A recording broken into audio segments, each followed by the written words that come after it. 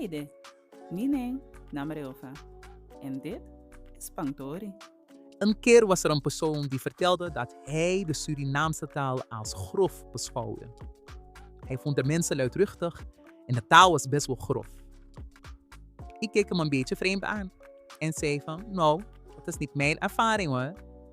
Want binnen elke taal zijn er grove woorden. En binnen elke taal kan men plat spreken. Dat is niet ongewoon. Dat zien we ook in de Nederlandse taal. Maar als je voor jezelf merkt dat je vaak grove termen gebruikt of vaak plat spreekt, en er zijn bepaalde situaties waarin je toch wat beschaafder zou moeten spreken of op een andere manier zou kunnen uiten, zonder dat het confronterend kan overkomen, dan zijn er zeker manieren daarvoor. Laten we naar een voorbeeld kijken. Als man die zegt tingere. Hierbij zeg ik dat iemand stinkt. Stinken is eigenlijk niet een gek woord, maar het kan confronterend zijn. En Surinaamse mensen zijn niet gelijk confronterende mensen.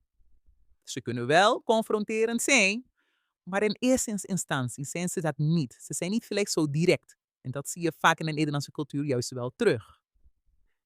Een andere wijze om dit te uiten is door te zeggen: Asma Mwasmeri. En op zo'n manier kan je dus zeggen dat iemand een geur heeft. Het omschrijft dat er een geur aanwezig is wat gewoon onaangenaam is. Niet plezant.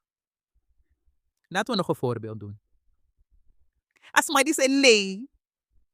Of net zoals een lei asma die zei vertering. Alleen maar leugens. Deze persoon liegt. Liegen binnen de Surinaamse taal wordt vaak als een confronterend woord gezien.